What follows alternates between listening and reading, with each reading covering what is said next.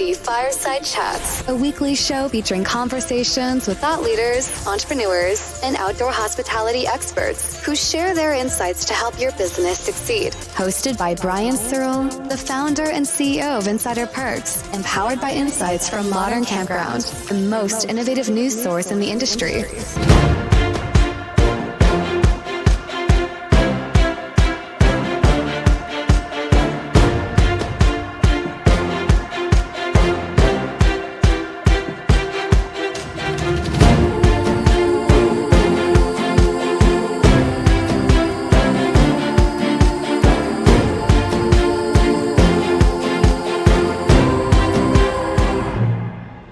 Welcome, everybody, to another episode of MC Fireside Chats. My name is Brian Searl with Insider Perks. Super excited to be here with you for the first episode of 2024. I was going to say another, but the first episode of 2024 for our glamping-focused show. Normally, we have a bunch of recurring guests here, but I guess everybody just decided to take more time off for the holidays. I don't know how I get a cushy job like that, or I can take off till January 10th, but I'm going to try to figure out how I secure that. But in the meantime, we've got two special guests here.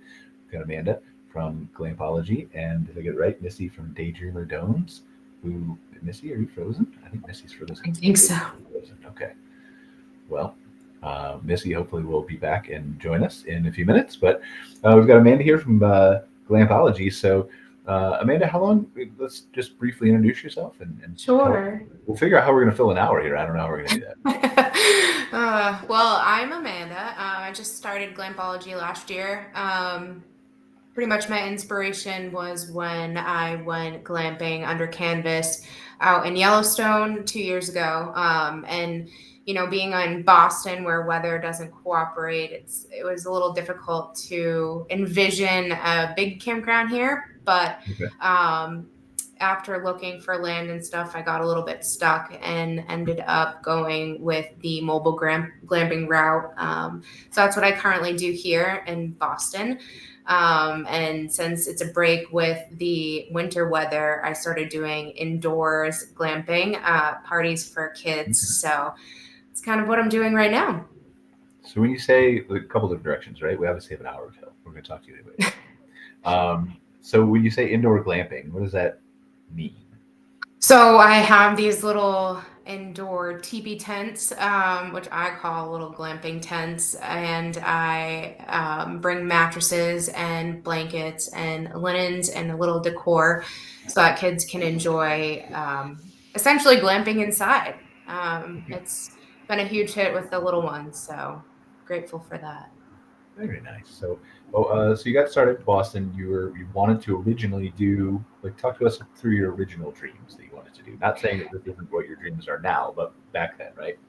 Yeah. So when I went glamping in Yellowstone, I came home and I was like, wow, this is something that I would love to bring here to New Hampshire or somewhere in the outskirts of Boston. But land was really hard to find. And it's just me. So I was doing it on my own.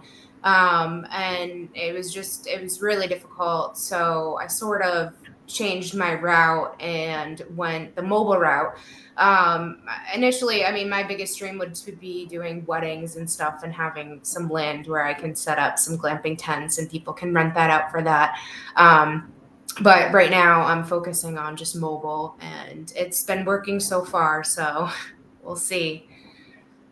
Well, that's awesome. I mean, there's nothing wrong with pivoting, right? I mean, I pivot probably 7 times a day and do U-turns and drive the wrong way down a street that I'm supposed to drive the other way on, right? Metaphorically speaking, right?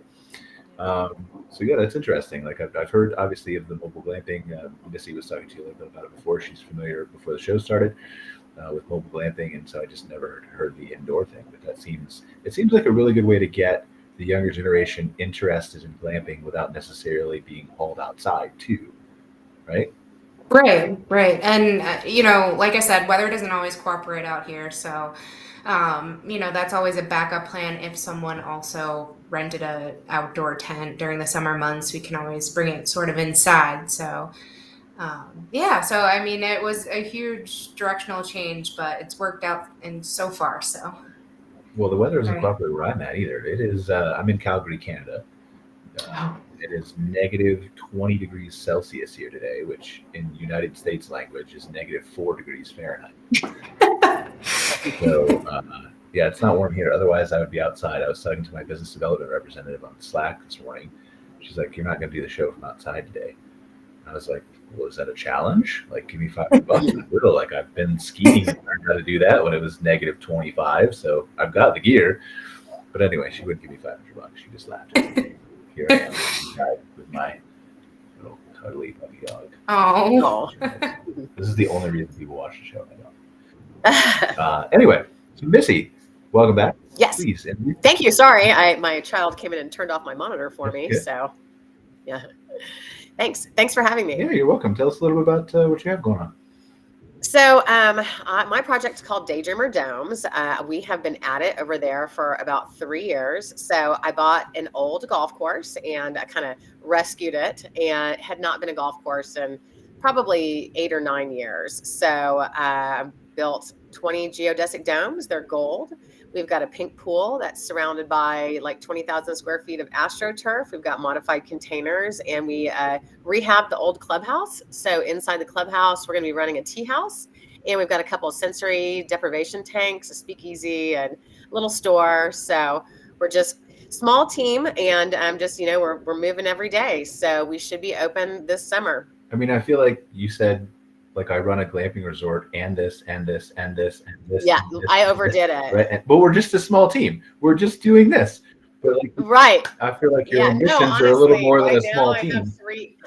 What's that? I said, I think your ambitions are a little bit bigger than a small team. You're maybe selling yourself short. I need a bigger team is probably what I need. But, I'm trying to be very thoughtful about everything that I do. And I want it to look a certain way. It's, a high level of design, and we've really taken care with everything that we've done. So while we are a team of 3 right now, I also have an army of subcontractors that do a lot of work for me as well. So how did this get all started? How did you envision taking over a golf course, right?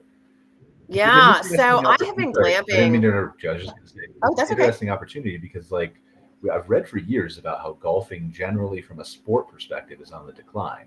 So I bet you there are a lot of these opportunities out there with this beautiful land. Yeah, so my property is a golf course since the 20s, and it was designed by really a world-renowned golf course architect at the time, and it just kind of fell into a state of disrepair. So there was no really infrastructure, no electrical or anything like that. But what I did have is, I inherited landscaping that was gorgeous. I inherited a massive sprinkler system. So we're still mowing like 65 acres right now, and the other like 90 acres have just we've just let it grow, and the people before us let it grow. So it's a really interesting juxtaposition between, well-maintained and Mad Max back there. So when you decided to start here, first off, right, to look at the land, what was in your mind? Well, I mean, like I was going to say, I've been glamping since before it was even really a thing. So I stayed in my first tent when I was in India in probably, I think it was like 2002, and it had a toilet in it. And ever since then, I've always like sought out unusual and unique places. And I just fell in love with the geodesic dome. I had no idea how hard those were to build if you want to build them to meet, residential building code. But we're there now. I mean, it has taken a long time. It's been quite a struggle, but the domes are awesome. So I knew I wanted domes. And when I found this property, I've been watching it for years, and it had like a big drop in pricing. It was right around the pandemic time. So I just hopped on it because there was another property I had looked at. I couldn't get it through permitting. I couldn't get the township behind it. Knowing now, I probably could have. It's just all about how you word things sometimes. But I was able to do this in South Haven, and it's 20 minutes from our home, so it's close, and it's just been really an incredible opportunity. Awesome. So where are you now? Are you exactly where you want to be? Like, of all the things that you listed, did you plan on all that originally? Did you add as you go? Did you modify? Like, I know you're. Oh yeah, I modify. I mean, like you were saying with pivoting, I modify multiple times a day. I change my mind a lot, and when it's you're harder in to a do project, that when you're building a speakeasy, right? Because then you build it, right. You can't be like, well, let me just tear that out. Yeah. So, you have to modify based on what's allowed, right? And you have to modify based on the resources that you have and, what you can kind of do within your space, right? And what I really built this for was to be like a conglomeration of a lot of different people's efforts. Like we're looking for like teachers and people that want to do little side shows here where they can host classes. And, we've got private chef events. Like I really just built the space for people to exercise their creative freedom. So I'm a bit of an artist myself, and really just, this is a venue that has just allowed me to let my creative juices flow. And, that goes to everything else. Like the float tanks, that was not initially on my list, but I met a guy who was going to move to a treehouse spa in Oregon and couldn't take him up a tree with him. So I got them used, and boom, I had a couple of float tanks, and it's been pieces like that. I didn't want to put a fence around my whole pool. So I decided, I put containers around it so I didn't have to buy a fence. So I've got like 9 containers that surround my pool that I can use for, different activities, right? So I can use them as cabanas, I can use them as art studios, and you just kind of like lean into what assets you have and just start dreaming about what you can do with them. So. Well, that's true. I mean, never let anything stop you if you want to accomplish something, right? Just like the same thing with Amanda, right? You wanted to accomplish something in glamping, you pivoted, and here you are, right? Yes. That's I mean, awesome. You still have bigger plans. Obviously, we all do, right?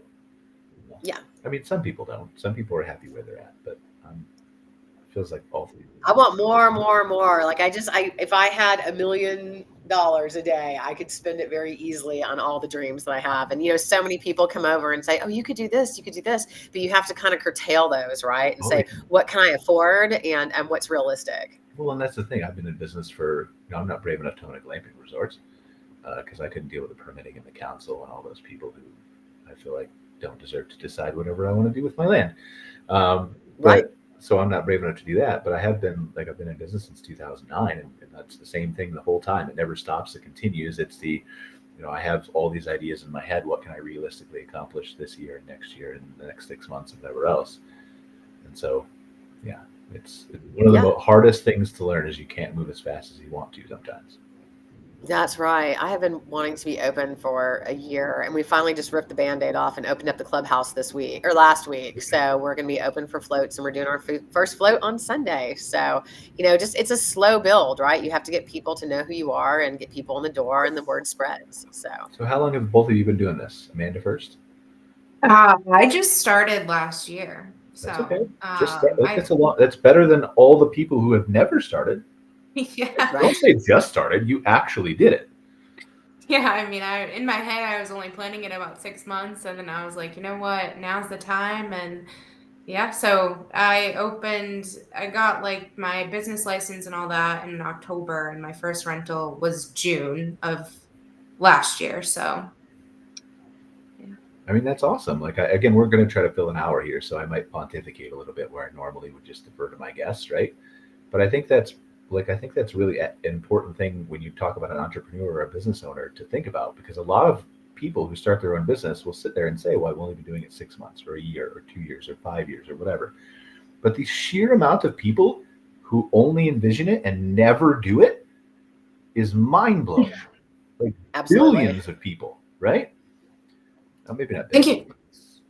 Yeah, I think being in the mindset of being okay to fail, I think was where I needed to be. And, if I was okay with failing, if it had done that, then I was okay to start. And I think that that's, a hard position to get yourself in. But once you're there, I think it opens a lot of doors. So at least for me, that's how I kind of looked at it. I think I completely agree with you. Missy, do you agree? Agreed. Yeah. Yeah. I mean, I've had a lot of different business ideas. This is the big one for me, but I've had a lot of things I started and didn't finish, a lot of things that, I was dreaming about doing, but it just takes that special time and special thing to really just make you kick in and go for it. Well, but I think what she's talking about too, and again, we're going to get back to glamping. We are sort of talking about glamping business, right? But I think that's really important to talk about the failing aspect of it, right? Because you have to be, like, to me, failing is a win, because that just shows me how not to do it. But it's one of the hardest things to deal with, because I still, like, every time I fail, even though I know that's a learning experience and in 6 hours I'll be fine, when I fail and get the email that a client is leaving or unhappy, or they didn't accept my proposal and chose somebody else, or whatever happens, the guy didn't accept the job, or like hundreds of different things, right? Then that's like you kind of kick yourself and wonder, could I have done something better? but then I get over it. Like now I get over it in like a couple hours, right? But previously, like I would just dwell, and you kind of like you overanalyze and you self-doubt, and those are the kinds of things that handicap a lot of people from moving forward, I think, with whatever their dreams are, is that fear. That's true. Well, and you get to some point where you're too busy to worry and too busy to, stew. Yeah. Mm-hmm. And that certainly helps with it, right? That certainly helps, Yeah. because at the same time your failures are coming in, your wins are coming in.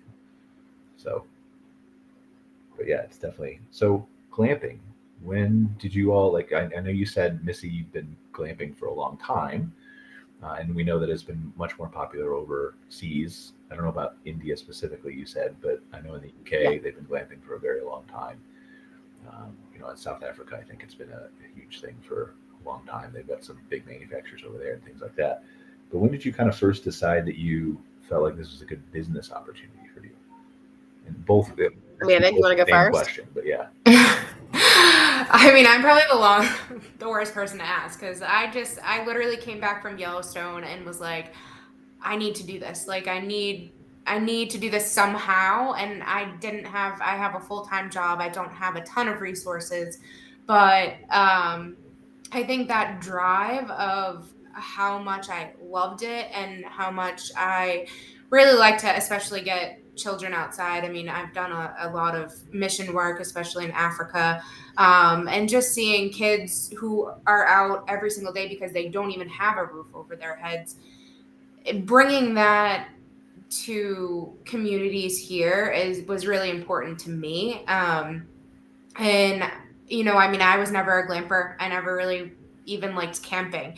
But then I started doing it, and I went to the glamping convention out in Colorado all by myself and met so many people. And I think that's just like, that was so inspirational, because you surrounded yourself with people who are like-minded. And here I didn't really have that. And when I went out there, it just almost solidified all my dreams. And I think that's sort of just how it went. And it was just the energy that I got back from that. I put it in. I literally bought my tents the next day from someone that was there. And I was like, you know what? This is my money to lose. And, I'm going to go for it. So that's how I did it. Which probably isn't the most genius thing, but it worked for me. And Well, it's genius if it worked for you. Missy, I want to get to your answer, but give me 1 second. So Amanda, we talked about, you introduced yourself briefly, but talk us through what Glampology is and how it works. Like, I know you said you do a little bit of the indoor stuff, but what does it look like in the summer? What is your... Sure. So in the summer, I've been doing people's homes where I will set up one of the big bell tents, and I put up to 6 air mattresses in there. Again, that comes with linens, some small decor, and they have it overnight or 2 nights, whatever they would like. And then, I pick it back up and I bring it back home. And again, I started last summer. So June was my first rental, which was an out-of-state rental. And then I was honestly just through social media booked every single weekend in the summer all the way to almost October. And that was just, I couldn't ask for a better year. And when I was doing that, people were asking, so many questions about, can I put this tent inside? And I'm like, you can't. And it was so hard to explain how big it is, because people out here aren't really used to this concept yet. Yeah, and it looks on the internet. On the internet, it looks tiny. They were like, can I put that in my basement? I'm like, no, you can't. So then I was like, well, if I keep getting these kind of questions, what could I put in someone's basement? Which brought me to the indoor stuff during the winter months, which again is just the little tent teepees that people are doing, and I'm calling it glamping. So that's been working so far. So. I mean, we've had so many discussions on this show about what the definition of glamping is. Is it camping? Is it glamping? Is it luxury camping? Is it, and everybody calls it a different term for a different situation. And I don't think there really is a definition. So go ahead, call it whatever you want, right? There's a rule.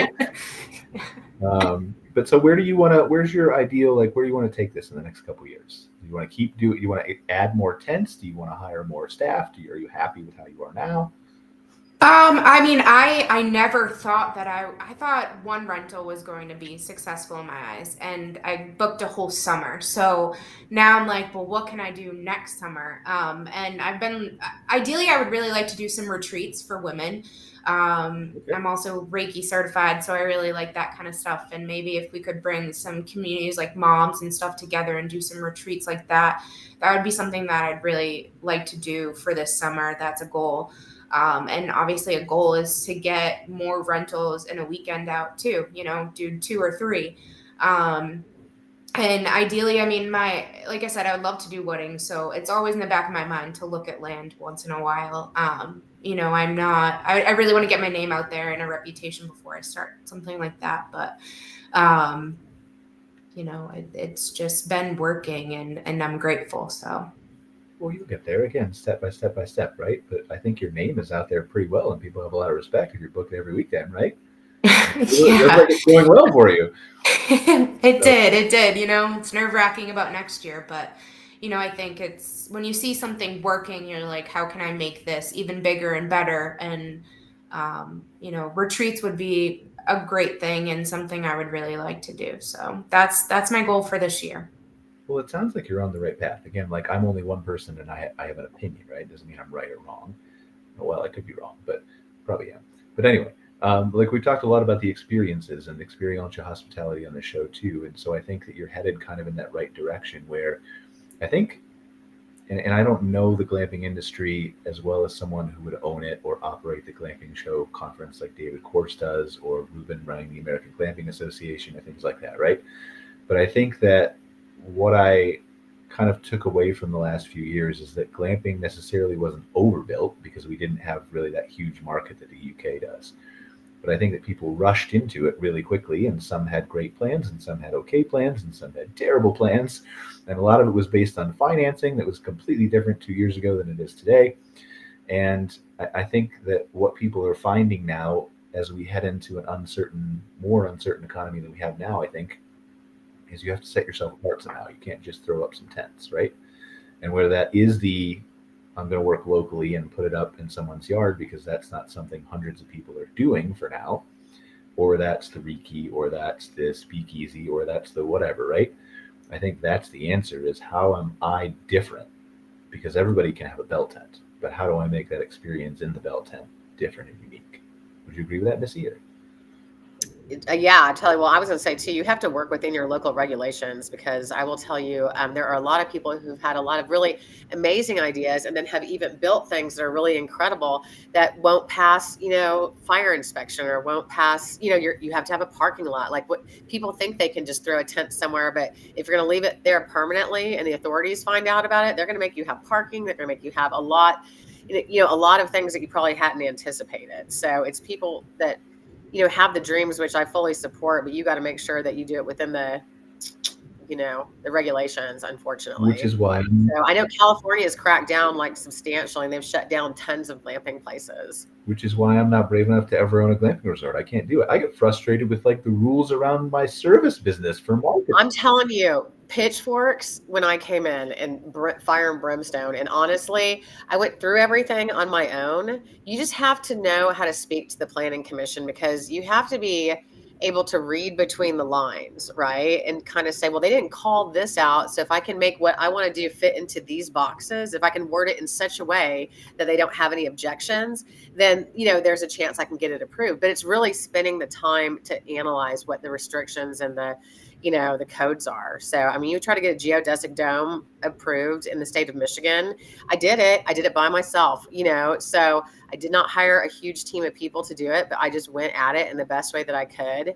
And every time they said no, I went back and I thought about it and I came back at it until, I finally got good at it. I mean, the other day I had the inspector come over and he went through, because we just got our building final inspected, and he went into a bathroom and he said, your toilet is off by 1/4 of an inch. And I was like, 1/4 of an inch? I was like, what do you want me to do about that? He said, you're going to have to get a new toilet. And I was like, he said, well, or you can get a new toilet seat. And I said, these are made for the toilet. I can't get a new toilet seat for this. And he was like, well, you're going to have to get a new toilet. And then I thought about it and I said, what about if I got like a spacer to put under that toilet seat that could raise it 1/4 of an inch. And he said, that would be fine. And you know what? You have to realize that those are the kind of people that you're dealing with. They are not going to lead you to water. They're going to let you hang yourself because it's one last place that they have to inspect. Right. And, you know, if it's, and it really, it's not just that person in particular. He's just trying to do his job. Right. And he's watching in case somebody else is watching. But I mean, you have to figure out how you're going to get your thing done. And that's the tenacity of being an entrepreneur, really, in my opinion. Well, for sure. There's so many things that are involved in it. I mean, a lot of people, like, it's been glorified over the last 5 or 6 years, but a lot of people think it's just showing up and ordering your employees around and then going home and collecting a check. And it's not really like that, right? No. Do you know how many people who've applied with me that they want to be the person that goes out and makes the connections and they do not want to get their hands dirty? I mean, I'm routinely in that mud myself. Like I'm doing those floors myself. You know, there's things that I'm doing. I'm not afraid of work, but I mean, a lot of people who have come and really, they want the glory of it. I say it's as sexy as owning a weed business now. Do you remember when that was starting? I mean, I don't know, you know, where you guys are, what your rules are, but there in Michigan, there's one on every corner. But when it first started and it was happening in Michigan, but not Chicago,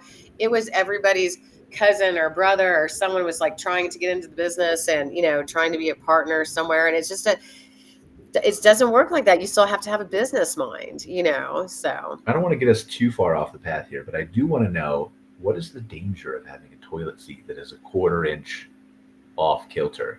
Like what could happen? Well, you know, I'll tell you, it's ADA. It's ADA regulations, okay, which you think would be very clear cut, but they're different from area to area. So I still, if I had known, I bought a toilet seat that said it was ADA approved.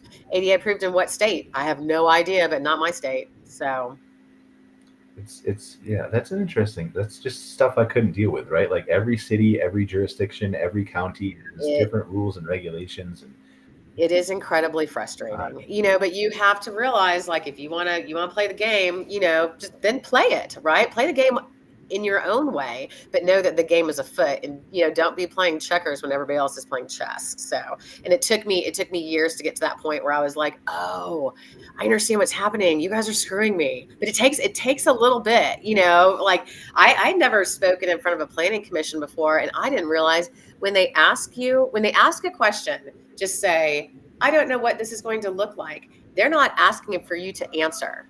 They're just thinking out loud. If you answer, they're just looking for information to hang you with. I don't know if we can lump all the planning commission people into that bucket. No, not all the planning commission people. Okay. I'm just saying going through the process is supremely difficult, and they're operating within, you know, their own set of guidelines and right. But who's tried to screw them before too, and being a novice, you don't know what you don't know. And it depends on if your city wants something like that. And if that individual that's voting wants something like that, you know. Regulations are tough. Like, I was born in the United States, right? And so I live in Canada now, but I lived there most of my life. And so I'm familiar with the political dynamic between the people who want more regulations and the people who maybe want less regulations, than the people in the middle who feel like we just want less regulations, but we still want to be safe in the plains, right? And things like that. Yeah. And I think it's interesting because the people who usually want less regulations also don't want, and I know this is oversimplifying, but like the United Nations or stuff like that. It would almost be easier to just have one government who owned everything, and then they would all have the same toilet seat height.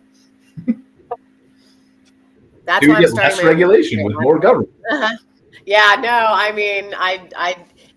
it has really been an eye opener for me. Like, I had no idea what went on. I mean, even when we're going through like the permitting process, it's almost like, you know, it's big government on a little scale. Because if you're doing it out in the country, you know, it's like you're stacking the votes. Which way do you think this one's going to vote? Which way do you think this one's going to vote? You know, and it's really, it's been fascinating and it's been really fun. It's been very frustrating, but it's been a great learning experience, you know. And I mean, honestly, like I've been through things that, you know, most people will never go through, but it's been, you know, a massive highs and massive lows. That's what being in business is. What were some of the things you had to deal with, Amanda, when you were trying to start up your business? I mean, I know it's different not owning the land through the permitting process, but certainly there were still things. Shipping delays. Right?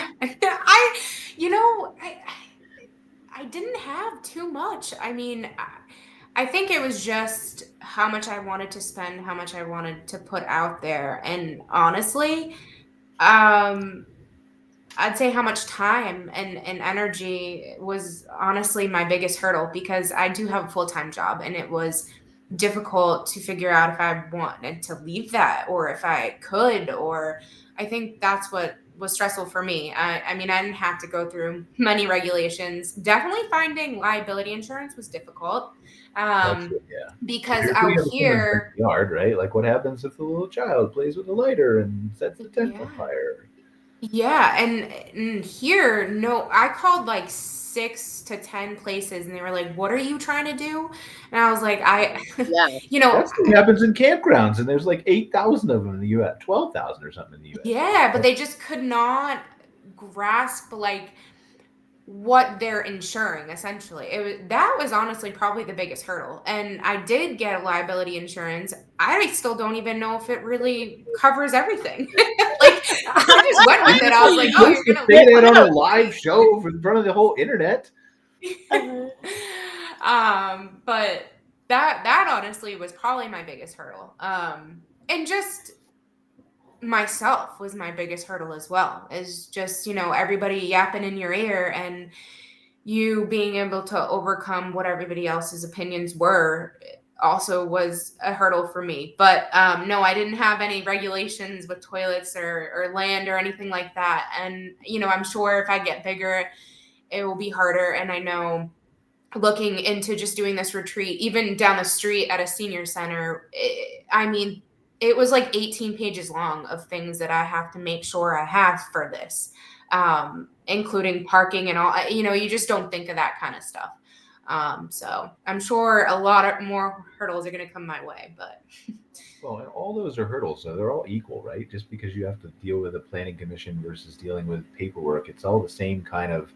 I'm an entrepreneur. I have to learn all this stuff. I have to understand what I have to go through and fix and not fix and know and not know and all those kinds of things, right?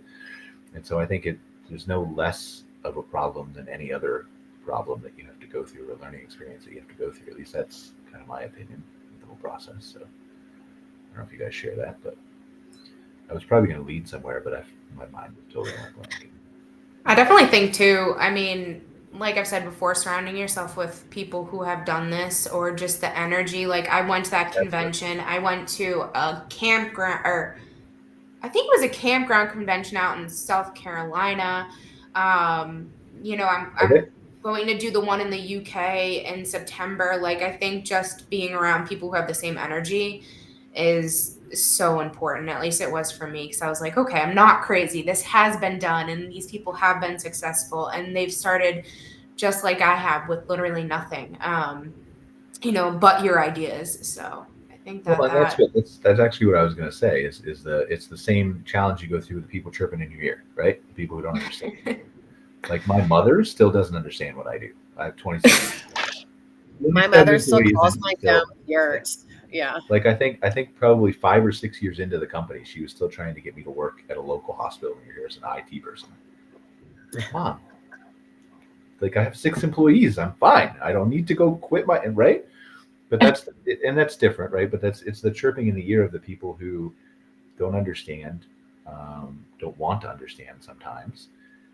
And if you listen to those people, it's just the same thing as the hesitation to fail. You have to found those like-minded people who have done it before, and certainly there's a grain of salt. Like you have to listen, weigh both sides sometimes, right? But yeah, that's equally as challenging and frustrating. At least it was for me. So, all right. Well, what else are we going to talk about? We got 26 minutes to fill up, guys. Normally we have 4 or 5 other guests here, but. So what is? Well, we're just lucky. We've got the floor, Amanda. What do you? I know. Well, I guess maybe. What about if we ask a question? Nobody wants to hear me talk. So please, if you guys could just. Amanda, we can just interview each other. Well, so. I know. I mean, I kind of wanted to just see, pick your brain as to Yeah, and I have a couple questions for you too. So. Go for it, guys. I mean, did you have people saying, Oh my God! In your ear, and how you kind of overcame that? And people thought I had lost my mind. So they were like, "What are you doing? You've got 3 kids and you're moving to Michigan to do this glamping thing on this golf course. Like, why? I had been in medical sales for years, and honestly, like during COVID, couldn't get into the hospitals. Like the kids were bouncing off the walls. And I was like, oh my gosh, I can't do this. Like, I don't want to do this for the rest of my life. Like, it's my time, right? Like, I have sacrificed so much for, my kids, my job, whatever. And I was like, I want to do something that I want to do that's going to give me joy in my heart, right? So that's kind of what, speaking of, it's a snow day today. And I want something that's going to bring my kids joy, right? And something that can kind of be like a legacy for our family. And they're like, but I don't understand. You're building a yurt, like who's gonna, how much are you gonna charge for it? So it's, there's always people that question everything, and then they want you to do it their way. And you got to do some things on your own terms, so that'd be brave, right? What you went through sounds like something I never want to do or can do. You know what? I'm strong. It will show you. Yeah. I know how Thank you. It will show you what your metal is made of. And I will tell you, you're starting with your indoor glamping. Like, you could do something like this. I'm not a rocket scientist, so I mean, it's just, you have to figure it out. And if you've got, a couple brain cells, you're good to go. Just take it slow. So don't overdo it. Like, I learned from me, I overdid it. I do have a question for you though about yours. So how much are you charging a night to bring that whole thing out? Yeah. So back to a challenge. That was a challenge. Figuring that out. Really have much competition. There was one person way down in the Cape, and then there was one person that was much north in Massachusetts who was charging $725 a night. See, so I know how much it takes to set up those dome tents. Like, how many hours are you spending doing that? Trekking it out there, setting it up. 6-person tent in an hour and 15 minutes. So is it by yourself? Yeah. So I mean, not that I like to. I did hire my little cousin, but I personally couldn't charge that. Like, I just don't think it was worth that. You wouldn't pay that, or were you the $700? So I took $700, and then I called a couple places that were down in Rhode Island, which is the next state over, and they were charging about, I think like 4 or 5. So I basically went with, I think I started at $300 just to get my name out there.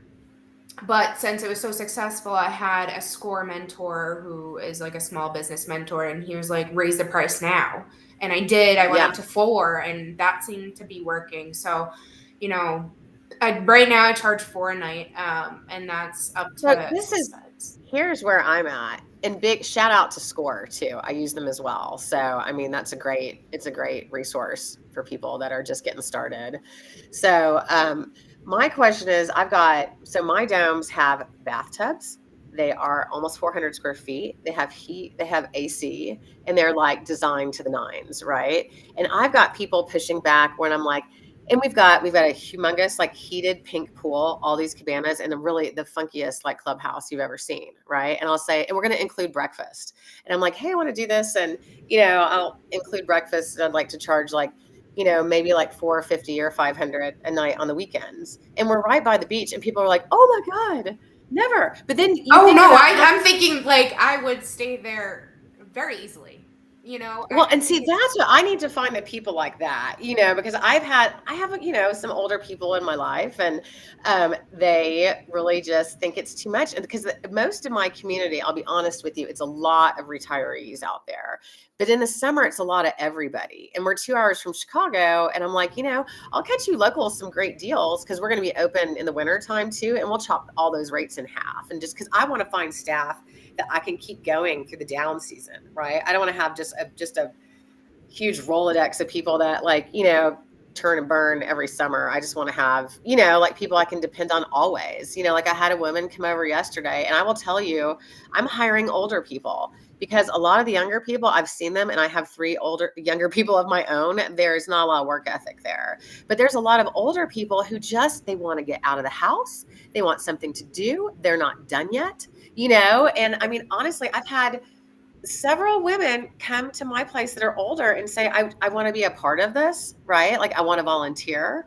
And I mean, that's just like, it's great. You know, they see your vision and everything like that. You know, I just think there's a lot of upside with it. Yeah, and I think, I mean, for me and maybe, you know, for you is to make a lot of phone calls. Make a lot of phone calls That's what we're doing with now. Yeah. campgrounds who are doing something similar, but also like the resorts and hotels who are matching almost what you're offering. And even though they're a hotel, if they're charging 400 a Yeah. night, you know, why Yeah. can't you? I mean, to me, so I'll be in Michigan in actually June, so I will definitely come by. Look it, But Amanda, you're coming.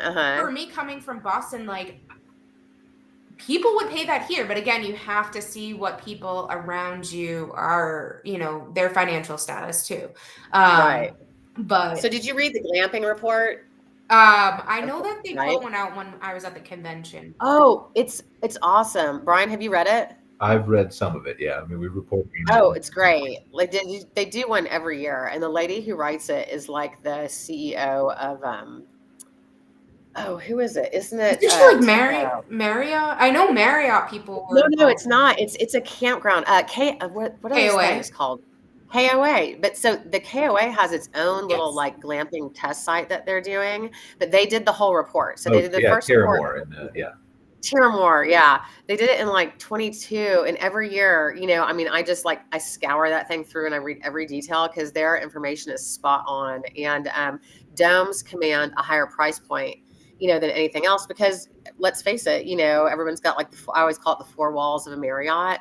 Like a lot of people haven't ever experienced sleeping in something round, you know, and I mean your bell tents are like that too. So you give people like a unique accommodation. You can afford to charge more for it, you know, but you're like, where's that sweet spot? I don't know. Have you considered doing food with yours or doing like any activities with it? Yeah.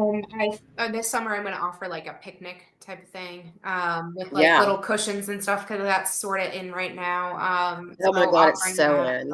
I think it's more going to be like, I will set up the picnic and they'll have to be responsible for food because I just don't, you know, want that liability right now. You, there's a place here in South Haven and they set up these gorgeous like boho beach picnics on the public beach. They bring the stuff, the people pay $69 or $79 a night just to go and sit on a pillow. The only thing they provide is sparkling water. They have to bring everything else and they have the option to buy like a charcuterie board for them or whatever. Yes. People want to sit in a beautiful environment, right? They don't care so much what they're doing. It's if they're in something that's wonderful. You know, you can have something small for entertainment. Like we're going to do like palm readers and, you know, we've got people doing like foraging walks and stuff like that. But just to give you like, you know, there's a lot of like people you could subcontract with just to come and say, hey, you know, you want to come read palms over here for, you know, like an hour? How much would you charge me? You know, that would love to do a little side hustle like that. And that just builds so much value, you know, because you can say, I'm offering this plus. Do you have to screen the palm readers to make sure they actually can tell fortunes correctly? Or I had a party a couple of years ago and I had a friend come and pretend to be a palm reader and I had an actual palm reader there. And you know what? Like, people just want to be entertained. Oh, I agree. Do you think any of them are real? To be clear, I want to hear what you like. I don't know that palm reading is fake. Like I don't know it's fake either, but you know, it's about making that connection. Sorry, I didn't interrupt you guys. You're having a good conversation. I'll shut up again. Oh no. Well, so here's my thing. If you're going to have that business where you're doing it inside, how much do you charge for inside? Insides right now 200. They have to have 2, so 200 for 2, and then each additional is 30. But for me, it's so much easier. You know, I'm there for half an hour versus an hour and 15, and it takes half the time to take down. So to me, that's worth that money. And people are going crazy over it, and not just mine, but other people are doing it here too. And you should. I have a good idea for you. What about setting it up at a hotel? People do that on the hotel balconies. They do it in Chicago and they charge a ton for it. So they'll put it like where the penthouse is and they'll set it up on their like terrace or something and then like add an extra grand to it. Yeah. I mean, it's all about the add-ons, you know? I mean, the connections I've made, I had a charcuterie lady, so I was offering that. I had a balloon lady that was making balloon arches for the tents, and people are just loving it. So it's funny how something, you know, can just branch out just from social media and things like that. You feel like, so here's my thing. I feel like we're entering into a new kind of era, and things will come in and come out. And I feel like the charcuterie board has had its day. And I feel like we need to find something new. Have you seen the butter boards? But I like butter if it has. That's what it is. They do these beautiful, beautiful things with butter, and then have all these different like breads, and it's got like flowers and nuts and stuff in it. I think those are really cool. You just have to keep watching your Pinterest. Yeah. How's your feed? That's true. I don't do a lot on that, but I need to get involved in like TikTok and stuff for sure.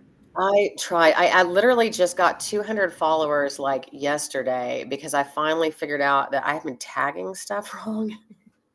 There was one group that I wanted to be in, and it was like South Haven Douglas recommended. And I swear I had posted on there, and I kept thinking, oh, somebody there doesn't like me because they never put my stuff up. Like I'll put it in there, and I don't ever see it. And then I figured out, I read the rules, and it said you must say what city your business is in. So nobody knew what my business was or where it was. So it was just getting deleted. So I finally said I was in, South Haven. I thought you were good with following all the rules and details and all that stuff.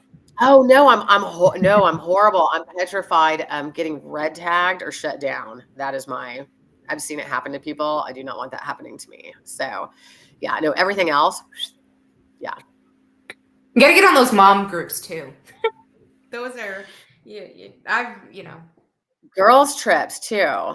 I think I want to get into girls trips. So I love your idea about doing retreats. And I have talked to a lot of people that do like metaphysical work, because a lot of those, that kind of thing happens within a retreat. I mean, you're a Reiki certified, right? Like we're talking to a Reiki person right now.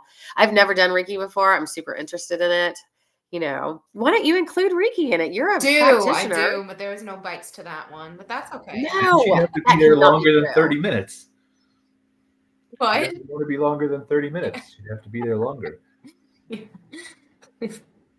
How long is a Reiki session? I have no idea. You can do it like 15 minutes to an hour to 2 hours. I mean, people can go for a long time. I haven't done one time in Banff. Did you? There's a combination of that and like a meditation thing. They had us. It was me and a woman, a girl I used to date. We laid down at a table in a dark room or something, and they did both at the same time, or I don't know. It was the most relaxing. And then do they it's like energy healing, right? They don't touch you. No, they just put their hands around you and absorb the energy. It's wild, the stuff you pick up. Yeah. It really is. Yeah. Oh, I'm sure. I would like to do it one day. How long did it take you to get certified? The course was like a couple days or something like that. It was super easy. Oh, you don't feel like it was like a gift that you were born with? It's something you can anybody, like I could learn to do Reiki if I want to? Yeah, of course. I mean, I think you have to be in that kind of mindset for sure. Yeah. And believe in it and believe that it works. That's not for everyone. So I think if you can believe it, and yeah, I mean, I've done it a couple times where like I've picked on someone's health condition, and that was yeah. So that's cool. I talked to a friend the other day, and her sister is a medium, and every time she sees like an extra, like some sort of a spirit, and she has to cleanse it, it like goes into her body, and then it makes her really weak. Like it brings her energy down. I didn't know. I've never heard anybody tell me a story about a family member that did something like that before. So it's so foreign to me. I think I'm fascinated by all of it. But you always have to, like be there for yourself to see it. I'll tell you what, I'll trade you a Reiki session for a float tank when you're in Michigan. Okay, that sounds great. Have you floated before? I have not. Oh, that and ice bath has been on my list to do, so. Yeah, floating is so cool. So I had only floated like probably 5 or 6 times before I got these tanks. And it was like just kind of like I said, Brian, earlier, it was like a knee-jerk decision to do it. And so I was like, I got to learn about this now, So I started listening to all these podcasts about it and really started drinking the Kool-Aid. And I'm so busy, I don't get much of a chance to do it like I should. But I've got just like debilitating ADHD. And so to get into the tank, it helps me just clarify, and really have a path of what I want to do. But people use it for all different things, so it's probably a lot like what you do, right? Like some people identify with it in a certain way, and the more exposure you have to that concept, the more you start to understand it and the more you start to believe in it, right? Well, yeah, that's everything in life, right? I mean, yeah. So, yeah, I don't know if any of that stuff works, but I'm open to anything, right? Me too. And that's why I feel like I'm a bit of a cynic, but I always feel like I just want everything. I want to see all the weird stuff. Like I want to see all the fringy stuff because I'm a fringy person, so what's that? It's interesting. Like I was watching, I don't know if you guys know Gary Vaynerchuk. He runs a big marketing company. He's really big on social media and stuff like that. But I was watching one of his keynote speeches the other day, and he was talking about oysters.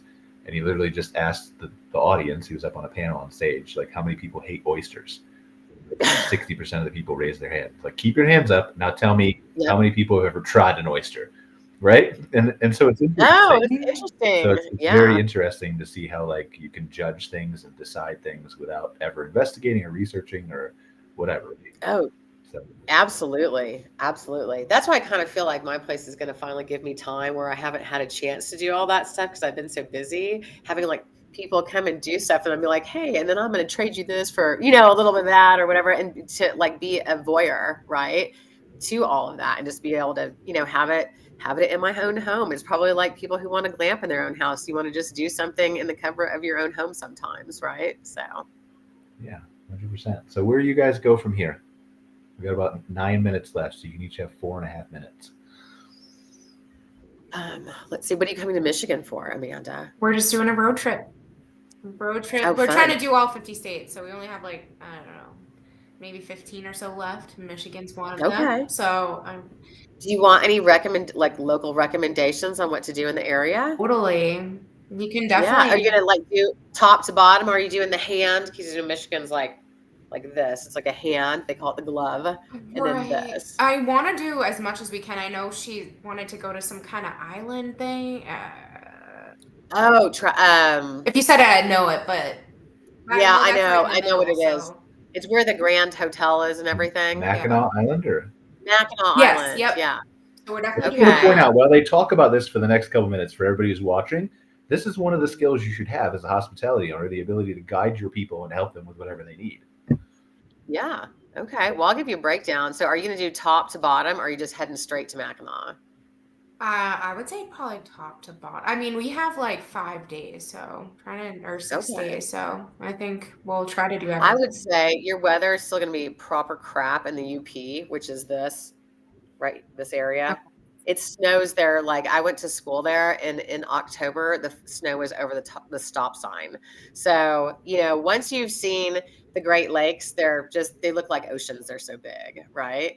So if you're going to go to Mackinac Island, like Traverse City is like really great. Yep. Is that on your list? Yes. Yeah. Okay. Well, so by the time you go to Mackinac and you go to Traverse City and you go to Daydreamer, that's really all you have time for. Where are you located? Like in the. Okay. So if I'm on the hand, Traverse City is like right here. I'm right here. Okay. Are you driving or are you flying? We are driving. We're doing a road trip. So we'll have a car. Out of Michigan, so you have to go past her at some point. Yeah. I would have to look at a map, but I think if you just come this way is what I would do, right? And then where do you go from Michigan? We haven't really decided yet. Maybe Chicago, maybe North Dakota. I would really, I don't know. The world is gonna. Yeah. Well, if you start at the top and go around, you go to Chicago, right? If you go here and you're up at Mackinac and go around this way, you're in Wisconsin. Mm. Yeah, but if she comes down the west side of Michigan through Traverse City, you're straight down from Traverse City. Right. And then she goes and loops around to Chicago and she's fine. Chicago, I mean, if you hit it right with the traffic, you can get to Chicago, like from my place in 2 hours. It's going to take a long time, a lot more to drive there. So. Yeah, I know. I'm like 5 days. You want to try to do all that in 5 days? That's ambitious. Like 9, but I'm just saying by the time we get there, it's probably going to take a whole day to drive out there. So yeah, we love road trips. Yeah, fun. I'll have my pool open by then, so you can come lay by the pool. Yeah, I'm gonna take your time. I'm a traveler. I don't know if you guys are, but like I'm a big traveler, so we went to Iceland in September. And been there 3 times. I cannot get enough of it. Yeah. Oh, But like everybody kept telling us, go around the ring or the whole ring road. And the ring road, like we were there for 2 weeks, like 12 days, right? Go right before the volcano. And we realized like if we were going to go around the ring road and see it all, we would have had to drive like 4 to 6 hours a day. I don't want to do that. So we just did the south side of the island and up through the peninsula and back by the glacier, and then we'll go back. But you know what I do have to tell you, though? My husband's from the Czech Republic and to go to Croatia. And so to go from the Czech Republic to Croatia, you have to go through Slovenia. And I said, well, gosh, if we're going to go through Slovenia, let's like check some stuff out and see what's in Slovenia. And he was like, oh, there's nothing in Slovenia. Just like, we'll go to Croatia, like classic Eastern European, right? And I got a book because every time we go somewhere, I get another book and I read it cover to cover. And because I just do that one country, right? And so this time I was like, well, let's stop, take a little extra time. And I was on maternity leave at the time, actually. And so we went to Slovenia and it was amazing. It was so great, but he would never have given it a second thought, but it's like learning about things too, right? Or talking to someone about what you should do. But it's also like where you grow up, whatever's closer to you, and people don't realize how close Europe is to all the other countries, right? Oh, it is. Yeah. But you grow up by it. Like I lived in Florida for a few years, and like when we moved there, we were 9 miles. We were in Ormond Beach, north of Daytona. When we moved there, we're going to go to the beach every day. We're going to go to Disney World all the time. We're 45 minutes away from it, like 3 times. Then you're bored. And then everybody who flies down there is like, let's go to Disney. Really? You want to go to Disney World? Oh my God. Ugh, so it's wherever you move is my point. Like whatever's closer to you. That's why I feel so bad for people in the Midwest. Cause it's just, there's no skiing here. There's not a lot of good rock hounding. There's not, there's just, they don't have a lot. I don't know, like to offer. And then you get out here like, well, there's really great biking trails, right? If you like fishing, there's really great fishing. Yeah. People love hunting out here, but it's hard, for like little kids because it's a lot of the same scenery, and everything's that, the same people, same currency, whatever. You go to Europe and, you can like go through 3 countries, in a day. So. Yeah. I mean, I've driven all over, like I've been to I spent years bootstrapping my company in the beginning, driving around in a Jeep with my girlfriend at the time and stepdaughter. And so I went through, like, it all kind of looks the same to me, right? Generally speaking, shopping. No way. You know what? Me and Andre together, we've been to 53 countries. So, you got to go where it's gritty. Oh, no. I like to be clear. Like, I know there's different pieces of this. Like, I haven't done all the country travel yet, right? Yeah. But speaking from the United States perspective on the main roads. Oh, yeah. Towns is what I mean. Yeah. It's the same. Yeah, that doesn't mean there aren't things to do. Doesn't mean there aren't reasons to visit those places, right? Generally speaking, optics. A lot of the same scenery, yeah. So, yeah. All right, we got 2 minutes left. Amanda, do you want to add anything to your? I feel like I asked about future plans, and then we went off onto something else that was more valuable. But I touched on that future plans, so definitely retreats for me. But yeah, no, I'm super. I can't wait. I'm definitely gonna stop by, Missy. Great. I'm excited for that, and. Good luck with everything. I can't wait. Seriously, best of luck. And if you ever have anything you have a question about, feel free to call me, and I'm happy to weigh in, and look forward to meeting you and Reikiing together. Yes, totally. Yeah. Awesome. Thanks, Brian. Yeah, you're welcome. Let's just wrap it up a couple minutes early here. So thank you guys for joining us for another episode of MC Fireside Chats. We will be back next week with our Campground Autofocus episode, hopefully with a few more guests that will show up due to the holidays being a little bit more over. But thank you guys. It was a great show. Like, I really enjoyed the back and forth between you guys. I got to figure out ways to encourage that more, I think, between our guests, because there's a lot of value that I think you both unlock with each other that was way more valuable than me talking. So thank you guys. I appreciate it. Wish you all the best of luck with both of your businesses, and we'll follow up soon. Have a great summer. Awesome. Okay. Thank you. All right, bye. Thanks for joining us for this episode of MC Fireside Chats with your host, Brian Searl. Have a suggestion for a show idea? Want your campground or company in a future episode? Email us at hello@moderncampground.com. Get your daily dose of news from moderncampground.com. And be sure to join us next week for more insights into the fascinating world of outdoor hospitality.